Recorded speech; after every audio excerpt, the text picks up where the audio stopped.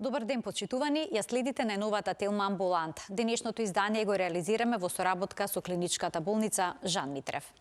Лебот на овие простори од секогаш бил основа на исхраната. Го јадеме речиси со се, понекогаш и леп со леп, како например што е симит погачата. Но во време кога се почесто се зборува за важноста од нормализирање на телесната тежина, се отворат многу дилеми. Дали лебот на вистина дебеле е? Треба ли целосно да го исфрлиме од исхраната и дали има разлика ако е направен со обичен квасец или пак со кисело тесто? И уште едно важно прашање: колку е здрав лебот што со денови останува мек, благодарение на додадените адитиви? Која е вистината за лебот? Ќе ја прашаме Татјана Павлова, нутриционист во клиничката болница Жан Митрев. Останете на Телма, во текот на емисијата вклучете се и со ваши прашања во програма.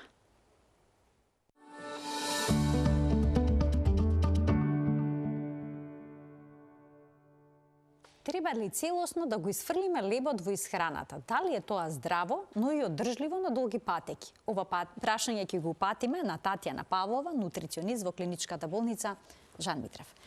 Добре ни дојдовте во Телма Амбуланта повторно. Добар ден, добро ве најдов. Поздрав до гледачите покрај малите екрани. Па, само јас, ако може да започнам со едно прашање кое што мислам дека ќе биде интересно за гледачите, бидејќи порано денот започувал со попара, со дробен леб во млеко. Значи, се јадело леб без проблем и нашите предци биле без проблем слаби. А денеска лебот се смета за главен нутриционистички грев, односно го обвинуваат за дебелината. Има ли вистина во тоа? Што се случи, што се промени со лебот? Па, времето во кое што нашите предци живееле и денешното темпо на живење се сосема различни. Нашите предци точно почнувале со попара, со млеко и леб, а меѓутоа биле многу поподвижни. А начинот на живот бил подруг. Лебот се консумирал, меѓутоа бил во контакт со некои намирници кои што исто така биле од поприродно потекло. А денешницата, прво, темпото на живење, седечкиот начин на работа, воглавном би кажала, комбинацијата со дополнителни индустријски преработени намирници, и джемови, и паштети кои што ни се нудат, и други прехранбени производи, сепак се со додадени додатоци, би рекла, за да излезе еден таков убав и вкусен производ, во комбинација со лебот и количината на леб која што ја консумираме се проблем дефинитивно на денешницата. Така, значи количината на лебот, особено на овие простори, јадеме леб речиси со се. Дури леб со леб, нели симит погачата е тоа? Леб со компир, леб со ориз. Точно, да. За доручек, ручек, вечера. Вака една дефиниција, ако ме прашате што е леб, би ви кажала дека е прехранбен производ со специфичен вкус и мирис, кој што дава енергетска и нутритивна потреба на нашиот организам. Ја потенцирав енергетската и тука би се надоврзала дека лебот е основен извор на јаглени хидрати, односно го сврстуваме во јаглехидратна храна. И од тука мораме навистина да внимаваме и на количината и на квалитетот каков тип на леб несуваме. Споменавте количина. Да. Која количина би ја препорачале на еден просечен возрасен човек? Колку кришки леб во денот? Значи, потребата, пак ќе кажем енергетска потреба, потребите од јаглени хидрати зависат од личност до личност. Секој од нас има свој body mass индекс, што би го кажале, своји навики во секојдневието, дали е физички активен, дали повеќе седи, дали понекогаш има физичка активност, и сето тоа е како нутриционист, доколку ме прашате, кога изготвувам план за исхрана, сето тоа го земам во прилог и од тука одредувам која количина ни е потребна. Меѓутоа во просек, доколку ме прашате, би кажале од 2 до 4 парчиња леб, или доколку е некој кој што е изложен на екстремна физичка активност или кој што работи дополнителна физичка работа, можем да кажем од 5 до 7 парчиња леп дневно се дозволени кај една таква личност. Пример, еден градежен работник. Не можеме да споредиме со некој кој што работи во канцеларија. Значи, неговата физичка активност е поголема, автоматски и енергетските потреби му се поголеми, па од тука можеме да препорачаме и поголема количина на леп. Значи, препораките се индивидуализирани. И индивидуално, затоа реков, сите ние сме секој за себе единка, секој со сопствени енергетски потреби. Лебот со денови денеска останува мек, поради додадените адитиви во него. Што тоа значи за нашето здравје?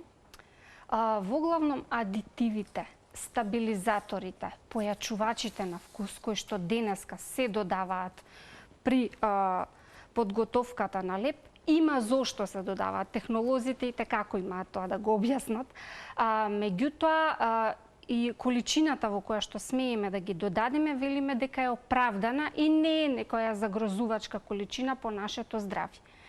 Меѓутоа, точно е дека они го продолжуваат рокот, но го скратуваат и процесот на ферментација, на нараснување на тестото додека се произведе леп. Па од тука би кажале дека има и некоја негативна страна во подготовката на нутритивно квалитетен леп. Има леп и леп, нели? Има бел леп, а потоа има интегрален леп и слично. Велат дека белиот леп се празни калории. Често го слушаме тоа. Има ли вистина во тоа? Тоа е нутриционистички некој термин, би го кажала, празни калории. Па вака, ајде основи на житарки малку да обработиме, доколку замислиме сега едно зрно пченица. Во тоа зрно пченица имаме обвивка, имаме ртулец во средината и во средишниот концентриран дел имаме брашнест дел или скроп. Сега, за ние да добиеме бело брашно, од кое што го правиме оној мек, убав, крцкав леп, особено кога е топол, ни е највкусен, би кажала што правиме? Отстрануваме обвивка. И што отстрануваме со тоа? Диететски влакна, витамини, особено од Б групата, минерали. Во средината ртулецот е богат и со одредени масти кои што му ни се потребни. И всушност сите хранливи состојки ние ги отстрануваме за да добиеме бело брашно кое што буквално нема некоја голема нутритивна вредност. Односно добиваме повеќе скроп. И тоа е буквално разликата помеѓу белиот и интегралниот леп. Доколку сакаме интегрален леп да добиеме, цело зрно пченица се меле и се добива интегрално брашно. Но луѓето имаат сомнеш дали интегралниот леп што може да го купат е на вистина интегрален или обичен бел леп во кој што се додадени прехранбени бои. Како да препознаеме вистински интегрален леп? И има ли вистина во овој сомнеш?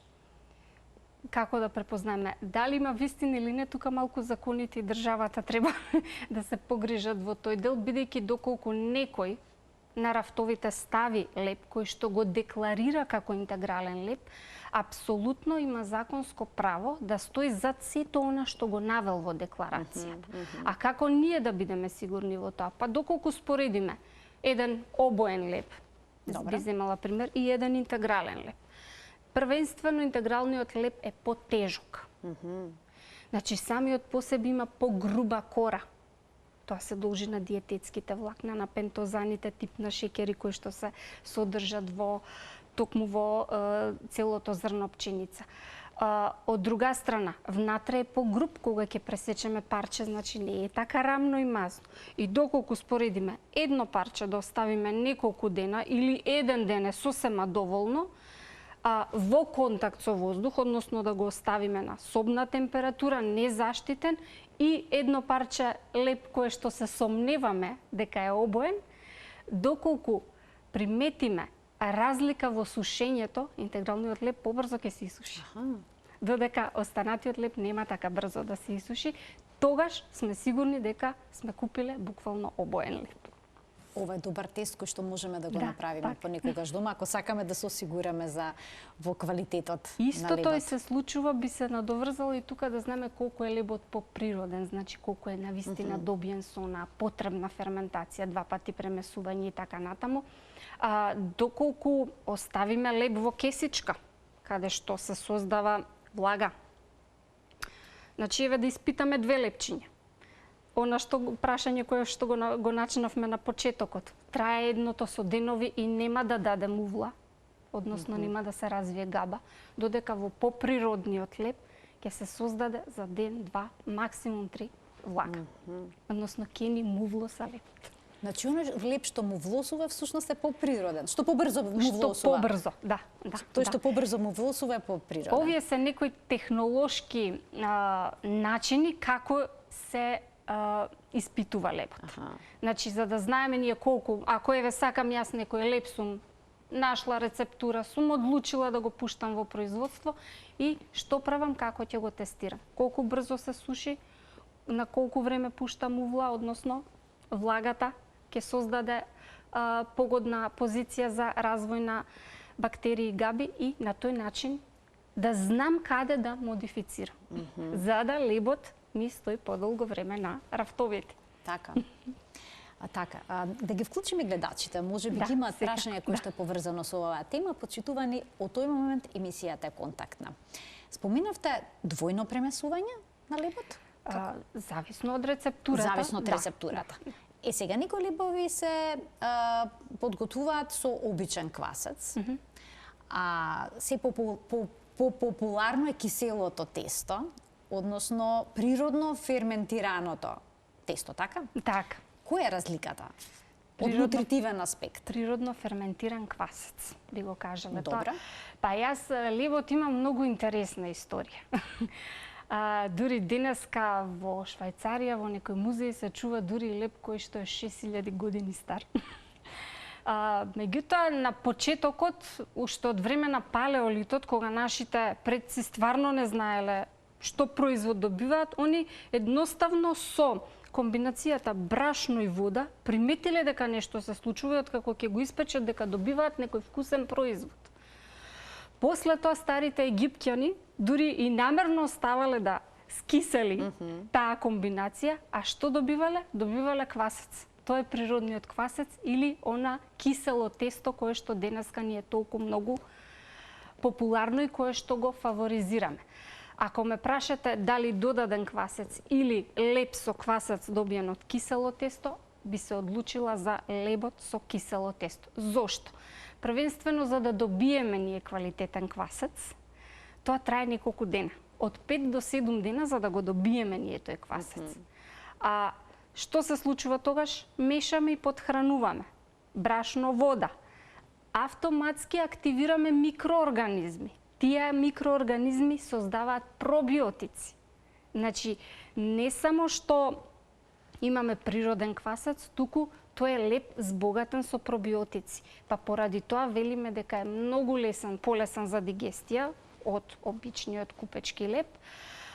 Добиен е со долга ферментација, значи ферментација која што трае неколку дена.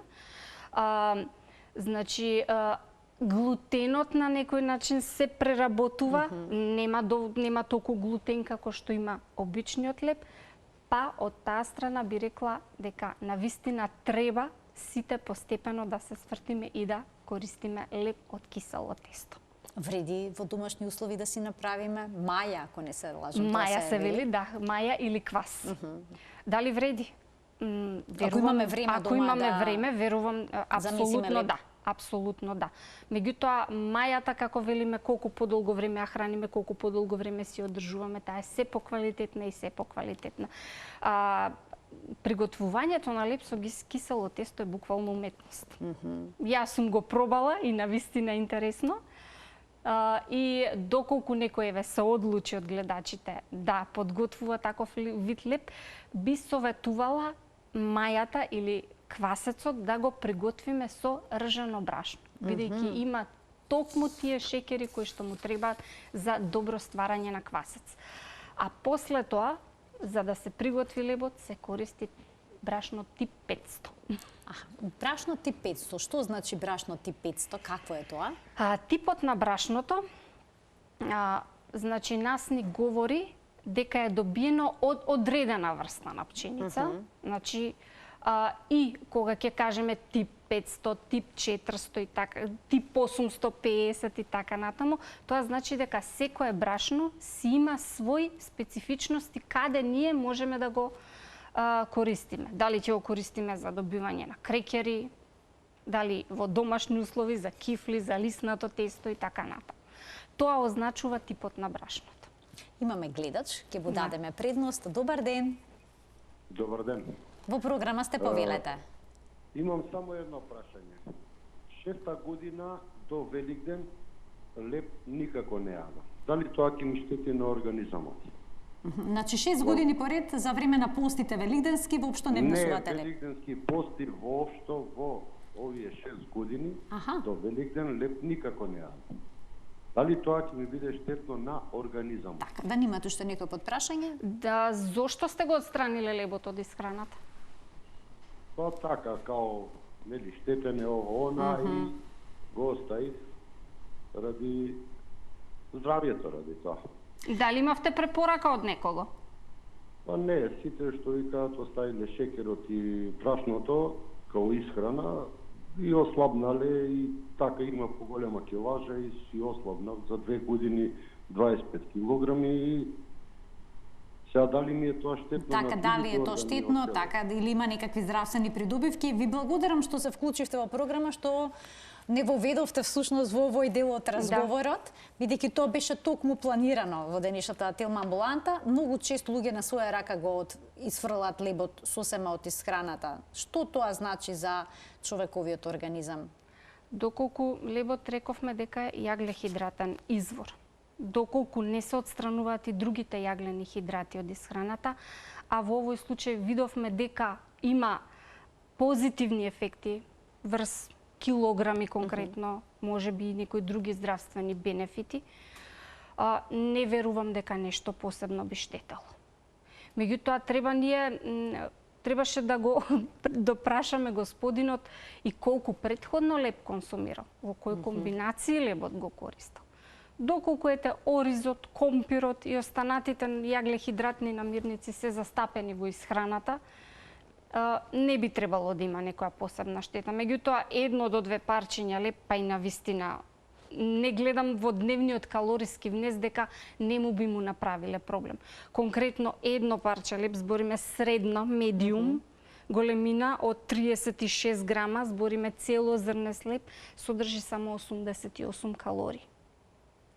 А при тоа, ако ја добием повторно, кажав, од целозрнаста житарка нас ни дава одредени витамини и ни ги дава тие моќни диететски влакна. Така, значи има бројни бенефити, доколку е целозрнато, од целозрно направен тој леб. Да. Кој леб има најнизок гликемиски индекс, односно овозможува... Еве, со едно парче бел леб, што се случува во организмот, колку шекерот скока? Има ли вистина во тоа дека скока со едно парче леб? Има. Ајде вака сега да објасниме прво што е гликемиски индекс. Значи, брзината со која шекерот во крвта ќе ни се покачи после оброкот. После секој леб шекерот во крвта расте.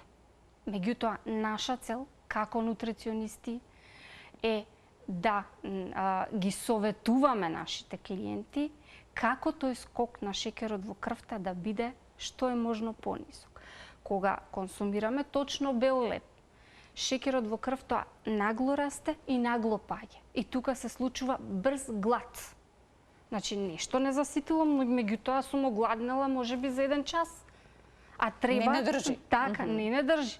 А треба минимум од оброк до оброк или барем од оброк до ужина ние да чувствуваме ситост, да немаме потреба од храна. Тука, значи, нешто не е онака како што треба. Додека интегралниот леб или целозрнест леб, богат со диететски влакна и протеини, нас би надржал сит 2 до 3 часа сигурно. И оној скок на шекерот во крвта е постепено, значи постепено се качува и постепено опаѓа. И тоа е период кога ние сме сити. Така, значи повторно каков леб јадеме? Каков леб јадеме, точно, и количината. Клучно, и количината. А има ли вистина дека ако лебот го замрзнеме, па потоа го загрееме, на таков начин ќе добиеме отворен скроб? Да. Да? значи, И што значи тоа отпорен скроп, да ни објасните? Модифициран скроп, значи кога лепчето е, еве, бело лепче, повторно ќе земеме како пример, топло, тазе извадено, значи тој скроп нашето тело многу брзо може да го, нашите ензими кои што ги раствараат јаглените хидрати добиени преку лебот, многу лесно и многу брзо можат да ги растворат. Додека ако ние го замрзнеме, веќе молекулите на скробот ја менуваат својата форма и стануваат резистентни или отпорни. Тоа е модифициран или резистентен скроп. Што се случува тогаш во нашето тело доколку консумираме таков скроп? Дигестивните ензими не можат така брзо да го разложат тој скроп. И автоматски имаме постабилен шеќер во крвта, значи немаме нагли скокови, немаме нагол глад. Ова го препорачуваме секогаш кај диабетичарите, меѓутоа не само со лебот, конкретно ќе кажеме и со компирот. Значи, исто да се замрзне? Не. Варен компир, добро, велиме кај диабетичарите да се консумира ладен. Да, сме го слушнале тој совет. Така, веќе. Дека е многу подобро да се изеде ладен компир. Иако не е баш повкусен? Па. Индивидуално. Не секогаш. Ако се направи компир салата, тогаш веќе друга приказната. Да, но пржени компири или печени, или печени. Па печени, точно. Повкусни се топли. Ајде да ги вклучиме гледачите во продолжение на емисијата. Добар ден. Добар ден. Повелете, во програма сте. Едно прашање до нутриционистката. Кое брашно, за да си месиме дома леп, кое брашно е најдобро? Или па да ми каже соодносот меѓу колку брашња за да си месиме дома леп е најубав? Сооднос меѓу брашното, ржано, интегрално или бело, од кое брашно колку да ставиме? Благодарам и се најубаво. Така, ви благодарам за вклучувањето во програм. Имате некој рецепт да ни кажете? Кој што е најдобар, еве, со комбинација бело брашно, интегрално брашно. Што советувате? Кој е брашно најдобар? Особено веќе кај постарата популација, пред малку спомнав, го препорачувам ржаното брашно. Затоа што држи дефинитивно најстабилна гликемија или немаме високи скокови на шеќерот во крвта. Односот вообичаено е ако 100% брашно нас ни е пола килограм, значи околу 75 до 80% да биде вода и квасец. Меѓутоа сега веќе имаме популација која што еве многу често на резултати на интолеранција на храна има популација која што веќе и реагира на квасец. Па од тука би ги препорачали оние бесквасни лебови, односно со додадена сода бикарбона или прашок за пecivo. Мене лично, ако ме прашате, секогаш велам да биде лебот со повеќе додадени семења. Независно дали ќе се одлучите за чисто бело брашно, дали за некој вид интегрално брашно, да се додава семење. Не затоа што ние ќе добиеме понекалоричен леб, тој леб ни е побогат со калории, меѓутоа побогат е и со диететски влакна и здрави масти. Значи, оние мали мокини семења и сусам, и лен, и семки од тиква и чија семе се навистина толку нутритивно квалитетни и навистина во комбинациите секогаш ги препорачувам. Нема тоа да го зголеми нивната калориска вредност? Ќе ја зголеми затоа што веќе тука додаваме масти. Меѓутоа, кога ќе размислиме од нутритивна гледна точка дека тоа се квалитетни масти, омега-3, алфа-линоленска киселина, сезаминот од семето од сусам, потоа со семките од тиква додаваме цинк. Значи, тоа се сите како би ги кажала, намирници кои што се богати со антиоксиданти. Имаат буквално голем здравствен бенефит на нашето тело и ја олеснуваат дигестијата затоа што се пребогати со диететски влакна. Диететските влакна неколку пати ги споменавме, нив особено ние нутриционистите им даваме значение и велиме храна богата со диететски влакна, бидејќи тие имаат пребиотски ефект за нашите црева и за нашата дигестија. Односно, ги хранат добрите бактерии или пробиотици. Значи, навистина е поздрав. Да. а не само калориски побогат. Така. Тоа да го заклучиме, да го вклучиме и следниот гледач. Добар ден.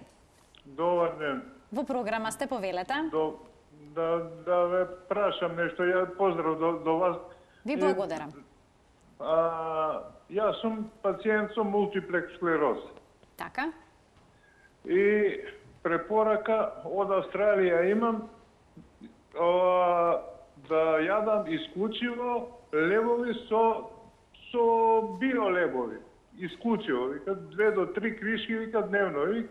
И термички обработена храна може да ја користам само еднаш до 2 пати неделно. И од јаглено-хидратите само јогурт и кашкавал може да јадам. А иначе биолебот, мислам дека овој од фурна диме многу највише ми одговара, тој е и многу потежок од другите лебови и мислам дека е многу поприроден. Па сакам да докторка што ќе каже дали е добра споредбата или не е добра.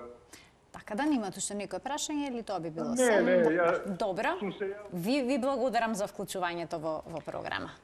Биолеп се мисли на целозрна слеп. Аха, целозрнест, повторно И целозрнест. бидејќи ми спомна некој примерот за леп, значи слободно кога веќе гледа гледачот дека има добро му делува, има добри здравствени бенефити, апсолутно нека продолжи да го користи тој леп. Само ќе го коригирам, спомна кашкавал И јогурт, ако и не се јогурт, лажам. значи тие не се извори на јаглехидрати. Тоа е се? Тоа е, тука имаме во најголем процент масти и дел протеини. Значи за протеини, за мастин, најдобро е да се користи во неговиот случај тие продукти што ги наведе, Така, а да. не за шекерите. Добро, убаво што му посочивте, па и нам. Добар ден за следниот гледач во Телма амбуланта. И убав ден да имате. Ви благодарам, имајте и вие убав ден. Вака ме интересира, ако може да ми објасни чија семето дневно, колку пати и на колку време, колку лажички може да се употребува за една храна дневно. Така, ви благодарам за вклучувањето во програма, чие семето е мощно популарно во последните години. Што советувате, во која количина да се внесува? Зависи со што го комбинираме. Дали е тоа чија пудинг, дали е плюс додаток, затоа што најчесто нашиот народ мислејќи дека е здраво, па сите семиња наеднаш во неограничена количина ќе ги стави и така натаму. Меѓутоа, ако е на некоја дневна потреба за појадок, значи велиме од 5 до 10 грама, тоа е или една мала кафена лажица или една голема. Аха, значи мала Ако количина е тоа. во мала количина зборувам за ако користиме овесни снегулки кои што се потопени, дали во обично млеко, дали растително млеко, зависи, значи повторно ќе кажам, зависи од комбинацијата со кои состојки ќе го комбинирам. Затоа што сепак чија семето е моќна храна, здрава е, меѓутоа не треба да претерува? се претерува, затоа што сепак содржи масти, тука треба да видиме и колку вода пиеме, особено сите тие зрнести производи, не само чија семето, и лененото семе, и псилиумот кој што е исто така доста популарен извор на диететски влакна. Значи за тие да се растворат на телото му треба поголеми количини на вода, за да не ја користи организмот нашата слободна вода. Значи, доволна количина на Така. вода при конзумација на семиња. Имаме гледачи, ќе ги вклучиме во програма, ќе им дадеме предност, а потоа се Нема враќаме проблем, на да. нашиот концепт. Добар ден! Добар ден, очекуваме Добар вклучување ден. на уште еден гледач. Повелете, во програма сте. Добар ден, поздрав за гостинката. Ви благодарам. Имам диабет веќе некои 15 години. Моментално сега сум на возраст 50 години. Така? Значи, со апчиња од почеток, нели, метформини и така натаму. Користам тонус веќе некои 3-4 години. Меѓутоа, во последно време забележувам и јако рокот на траење не е поминат, знае да биде расипан и така натаму.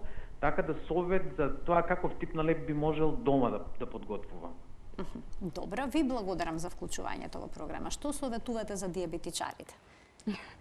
Веќе имаме втор гледач кој што бара совет каков леп да консумира.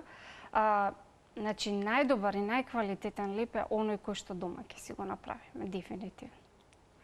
Ако треба да дадам некој рецепт, слободно може да оставите мој контакт телефон. Така.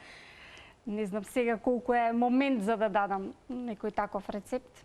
Меѓутоа има најразлични видови на леп кои што може дома да си ги скомбинираме, при тоа да не ни одземат време.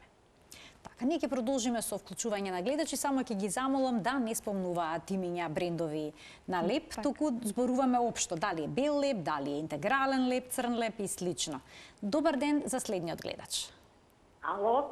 Повелете, во Добар програма ден. сте. Дали ме слушате? Да, ве слушаме одлично, повелете. Сакам да прашам. Јас во последно време си купив апарат за месење леп. Дома си спремам леп. Така. Брашното што го користам, го мешам ржено брашно со безглутенско. Ставам околу 200 грама безглутенско. Дали е тоа во ред? Јас ќе ве прашам, зошто ставате безглутенско брашно, бидејќи еве и тоа не е едно од следните прашања предвидено во денешната емисија. Имате некаков проблем или едноставно се одлучивте на тој чекор, читајќи информации дека тоа е поздрава варијанта? Едноставно читајќи. Така. Читајќи дека глутенот многу штетни болести и така се одлучивме и сега безглутенското го мешам со најчесто со ржено или малку ставам и тип 850, околу 100 грама за да ги врзе подобро. Така. Дали е тоа во ред? Тоа ми е едното прашање и ако не е тешко уште едно прашање.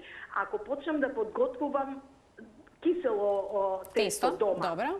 Првиот пат ќе го спремам со ржено, ама потоа треба да оставам од ова спременото. Како натаму би било? Значи ја додавате киселото тесто, потоа со рженото тесто правите леп и се прашањето дали да извадите фрагмент од тоа тесто и да го чувате на страна. Добро. Две убави прашања, ви благодарам за вклучувањето во програма. Повелете. Конкретно за киселото тесто, има и таков метод, некој да остава дел од замесеното тесто, меѓутоа јас искрено немам искуство со тоа. Колку успева и како успева, не би можела на гледачката да ја потврдам. А во однос на комбинациите кои што ги прави, јас не ја гледам потребата тука да додава безглутенско брашно, бидејќи сепак она што го користи како комбинација ржано брашно и брашно тип 850, со тоа не го отстранува 100% глутенот од исхраната. А од друга страна пак, ако зема од маркетите или од аптека безглутенско брашно, комбинација на безглутенско брашно, тоа се само скробови добиени од компир и ориз, плюс некои додатоци. Тие скробови содржат доста висок гликемиски индекс. Значи, всушност, брашната која што ги комбинира, само им го збогатува или го покачува гликемискиот индекс. Значи, не е поздраво тоа? Не. Освен за оние кои што мораат да се префрлат на таков тип на исхрана, кај нив е тоа неизбежно. Кај целијакија и интолеранција на глутен, тоа е неизбежно. Но оние што се здрави, кои што кај немаат здрава нетолеранција, популација не би советувала на своја рака сами да го тргаат глутенот од исхраната. Бидејќи еве ќе споредам, ќе направам една споредба на 3 житарки. Пченица има глутен, хелда нема глутен, овес. А пченицата има најдобар состав на диететски влакна и протеини. Среден гликемиски индекс 69. На 100 грама калории има 100 грама брашно има околу 360 калории. Следна е хелдата. Меѓутоа хелдата има гликемиски индекс 71, повисок од пченицата. Значи го качува шеќерот во крвта повеќе. Да. Ако конкретно земеме Веднаш како после оброкот, безглутенска, како безглутенска житарка. Додека пак овесот има најголема калориска вредност 390, а пак има најнизок гликемиски индекс 44.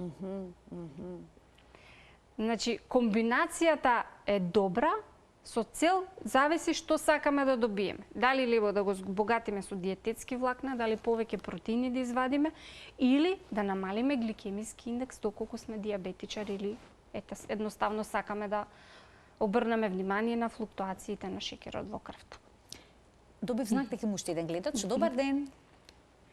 А не, во ред, се исклучил, продолжуваме понатаму. Можеме на интернет да видиме рецепти и за протеински лебови. Да. Например, да се направи леб од црвена леќа. Да. Ке се потопи, се додава таму, се додават некои комбинации и потоа се пече леб. Дали е тоа поздрава варијанта отколку лебот, да речеме, од пченица, од пченка? Лебот од леќа е денеска тренд. Јас би кажала дека за некој кој што има брз начин на живење е доста интересно за да си го подготви, бидејќи не сака некоја посебна обработка, односно покиснување имаме само на зрната, плакнење со што би извадиле фитинската киселина, која што е антинутриент, и во комбинација зависи со јајце, со прашок за пecivo, само со минерална вода некоја прават, можеме да добиеме производ налик леб, кој што може да не го замени лебот. Меѓутоа, сепак мора да посочиме дека легуминозите или мешунките покрај протеини точно имаат висок протеински состав. Меѓутоа, тие исто содржат јаглени хидрати. Значи таму има. Кај диабетичари не е лоша опција. Значи, лебот од леќа не е лоша опција, кај диабет, кај инсулинска резистенција, кај дебелина исто така не е лоша опција, бидејќи и пребогати се со диететски влакна мешунките. Едноставно многу брзо ќе не заситат. Ако од обичен леб ќе изедам 3 парчиња, лебот од леќа би изела 1, максимум 2 и би била многу подолго време сита. Меѓутоа, тука не се само мешунките, тука се и други псевдожитарки, киноа, амарант, кои што исто не содржат глутен, имаат висок протеински состав, имаат доволно диететски влакна и можеме слободно да ги консумираме во исхраната. Вакви рецепти за леб од ленено семе? Така, тоа е веќе зависи кој вид на исхрана ние го применуваме. Имаме најразлични видови на исхрана. Кето, палео исхрана, кога житарките се уште не постоеле во периодот на нашите предци, па ете имало некои семиња кои што ете така ги користеле како да добијат некој производ налик на леб. Така. Кога ви се обраќаат луѓе кои што сакаат да ослабнат, што говори вашето искуство? Дали ведно сакаат да го исфрлат лебот од исхраната?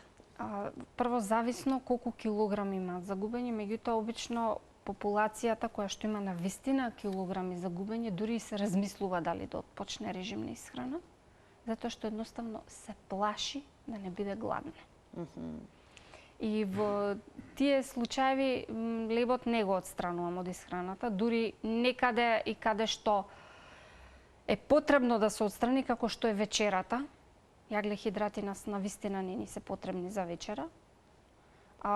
Меѓутоа и во минимални количини, за да го надминат тој страф, за да ја прифатат исхраната, дури и тука некогаш го даваме. Меѓутоа го препорачуваме подпечен, каде што се деактивира квасецот. Исто така е полесен за дигестија во тој случај.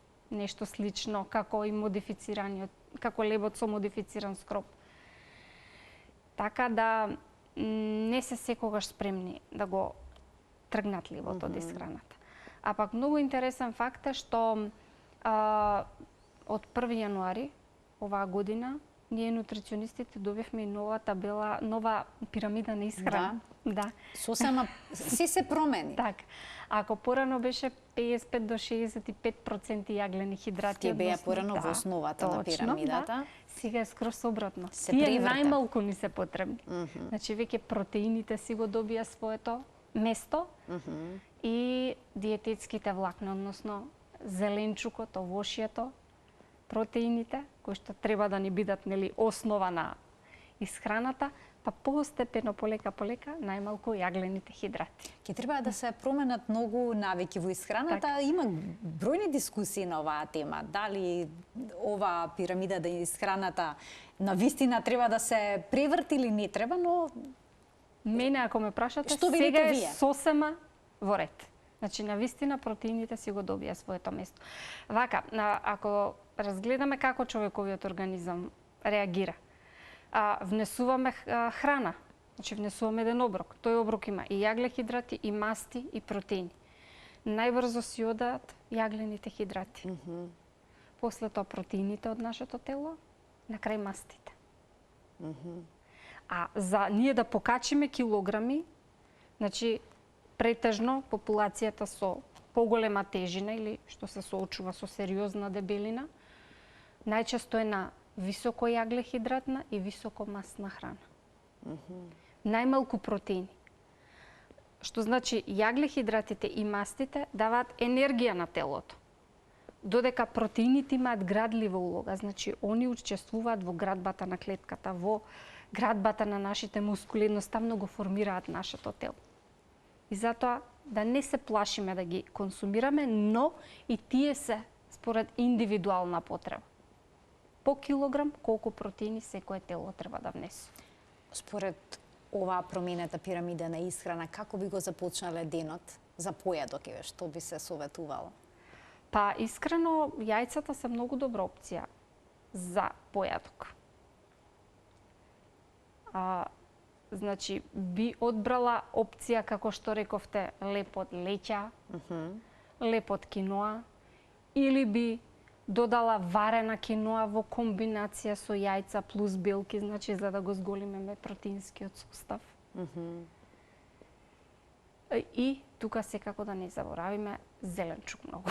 Многу зеленчук. Многу зеленчук, да. Така, овошје, зеленчук, сето тоа. Последат течностите со цел да се разработи перисталтиката и цревата да можат нормално и добро да работат. Или зашто да не еден сендвич? Меѓутоа, во него да има доста протеини. Ете би рекла, и нека не е нешто млечно, нека е еден хумус намаз, кој што доста протеини содржи. Наутот како мешунка содржи доста протеини. Во комбинација исто така со варено јајце и зеленчук би било идеално за почеток на денот. А леп? Тука па затоа рековме сендвич. А сендвич, да. Не, сакам да прашам дали лебот да биде од леќа или да биде И нека е од цело зрно. И нека е од цело зрно, да. Но не препорачувате да биде бело, оно што е највкусно. Точно. Значи, затоа што многу брзо ќе не огладни. Видете, нема 100% идеална, добра исхрана и 100% лоша исхрана. А белиот леп има ситуации каде што наоѓа своја примена и своја улога. Значи, доколку се соочуваме со одредени дигестивни тегоби, тука препорачуваме да се консумира бел леп, затоа што многу полесно може да се свари. Диететските влакна во некои состојби дури и го отежнуваат варењето, па создаваат надуеност, гасови и така натаму. Значи, они што имаат тегоби со дигестивниот тракт, кај нив е подобра опција бел леп отколку интегрален? Па дури еве со еден обичен стомачен вирус кој ќе се соочиме, што зимаме? Двопек од бел леп. Нешто што во тој момент нема да го оптерети дигестивниот систем. Така, значи двопекот е исто така добар во одредени ситуации, а исто така оние кои што се на диета понекогаш одбираат наместо леп да земат двопек. Така. Ќе постигнат нешто со тоа?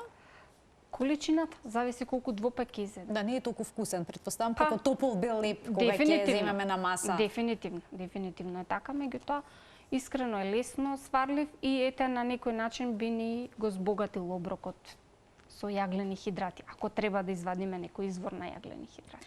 Да ве прашам и едно прашање кој што се однесува на љубителите на леп, а кои што немаат проблем со телесната тежина. Дали комбинацијата на леп со компир или пак на леп со ориз е толку голем нутриционистички грев?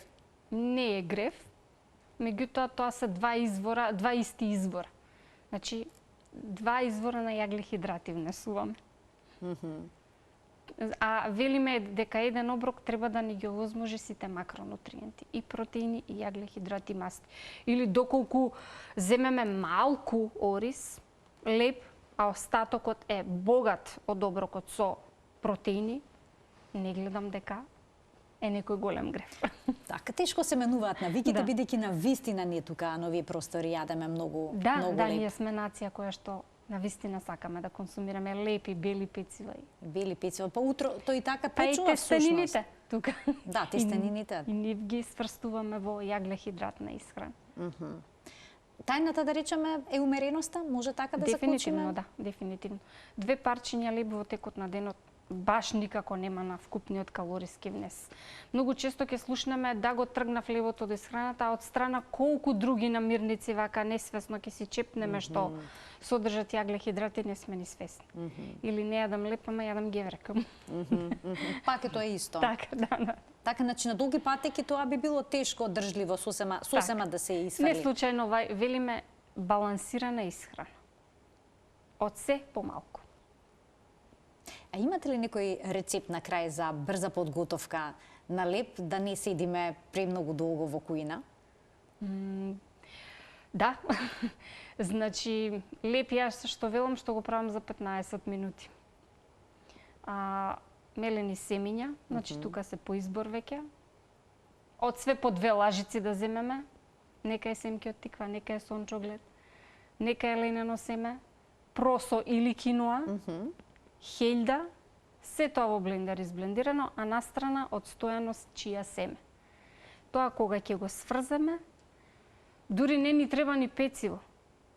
А во овој леп идеше псилиум, да не заборавам, кој што игра улогата на глутен, за да ги сврза сите тие состојки, и малку минерална вода, дури само да го поставиме у калапче, половина час печење и доволно. Добиваме нутритивно квалитетен леп, без глутен, богат со многу диететски влакна. А јас сега да ве прашам дали е добар мојот рецепт, бидејќи јас правам едни мали лепчиња редовно за моите деца кои што ги обожаваат. Ставам интегрално брашно, едно јајце, кисело млеко, малку маслиново масло, прашок за пецило се меша и потоа со лажица се става. Ова се веќе мафини. И се подпекува. Дали е прекалорично или пак е добро? Не, ова е супер комбинација затоа што тука јајцето збогатува со протеини. И уште нешто не споменав, а ми е доста важно за популација која што не може ни ваков ни онаков леп да си приготви. Некои маркетиншки скриени трикови. Например, оди на рафт и вика лепот хелда. Меѓутоа, кога ќе ја свртиме декларацијата, првата состојка нас ни е пченично брашно, а втората состојка е хелда. Што ова значи на декларацијата? Дека во најголем процент во тој леп се содржи пченично брашно. Ова е општо за сите производи, доколку практикуваме да ги читаме декларациите. Оние први состојки кои што се наведени се најмногу содржани во... Се доминантни. Значи секогаш да ги читаме декларациите. Тоа е всушност клучот. И за еден квалитетен леп велиме на едно парче да има од 3 до 5 грама диететски влакна, од 5 до 7 грама протеини.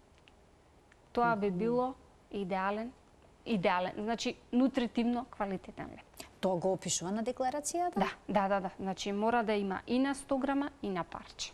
Еве сега баш изминатиот период разгледував лебови во маркети, навистина најдов такви формулации.